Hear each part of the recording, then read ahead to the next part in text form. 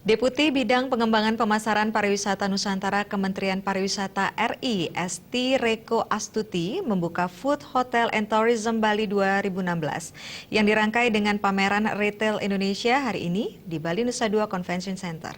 Pameran makanan, industri jasa dan pariwisata terbesar dan terlengkap tersebut menghadirkan 777 peserta dari berbagai negara.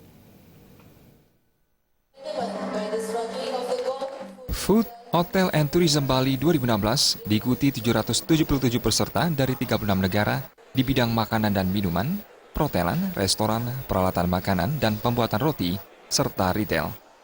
Besarnya minat perusahaan-perusahaan mengikuti pameran menunjukkan semangat dan dinamika yang ada di Bali dan Indonesia umumnya bagi perkembangan industri makanan dan minuman, restoran, retail, industri jasa, dan pariwisata. Pameran ini diikuti oleh perusahaan-perusahaan besar serta grup pavilion dari Victoria, Australia, dan Amerika Serikat. Deputi Bidang Pengembangan Pemasaran Pariwisata Nusantara Kementerian Pariwisata RI, Esti Reko Astuti mengatakan, event ini sangat prospektif dan tepat guna membantu perkembangan pariwisata Indonesia, sekaligus mendongkrak jumlah kunjungan wisatawan. Daya tarik untuk orang datang tidak saja Bali destination-nya saja, tapi ada activity yang dapat menarik orang untuk datang sehingga akan mendorong untuk pencapaian target kunjungan khususnya buat Wisman maupun Wisnus di Bali, karena Bali merupakan salah satu hub buat teman-teman di daerah-daerah lain.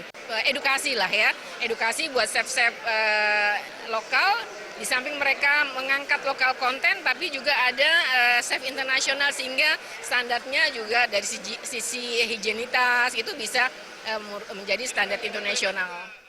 Pada kesempatan ini juga dilaksanakan kompetisi di bidang profesional, workshop, dan seminar.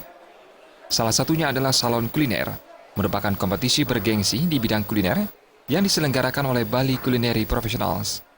Event ini berlangsung hingga 5 Maret 2016. Diharapkan dapat mempertemukan dan dikunjungi lebih dari 10.000 industri profesional terkait. Darmawan dan Saputra, Bali TV.